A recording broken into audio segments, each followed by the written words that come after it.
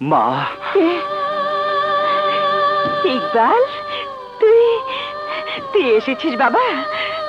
সেই কখন থেকে আমি তোর পথ চেয়ে বসে আছি। তুমি কেমন আছো মা? ভালো আছি, আমি খুব ভালো আছি। সোনার টুকরো ছেলে থাকতে, বেলির মতো ফুটফুটি মেয়ে থাকতে আমি কি খারাপ থাকতে পারি? হ্যাঁ মা।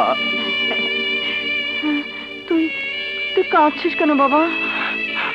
মা কেন বিশ্বাস করো না মা?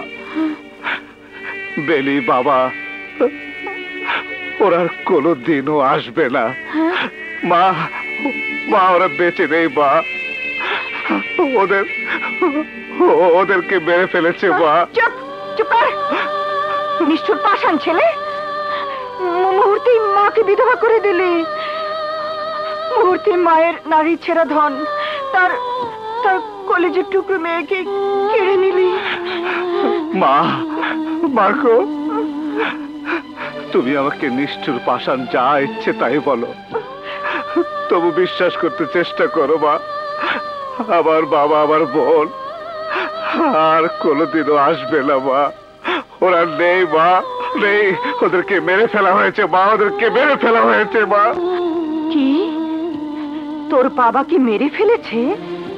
মরে গেছে সে? হ্যাঁ মা।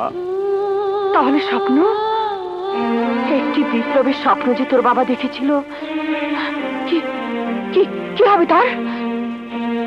এই সমাজ পরিবর্তনের বিপ্লবী কি আর হবে না? কোন বিপ্লবের কথা বলছো তুমি মা? কোন বিপ্লবের স্বপ্ন দেখেছিল আমার বাবা?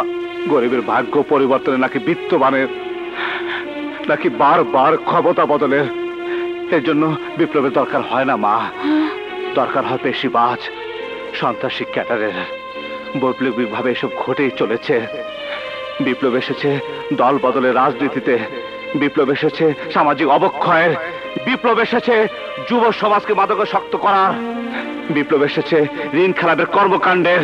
খুন রাহাজানি সন্ত্রাসী তো বৈপ্লবিক ভাবে বেড়েই চলেছে।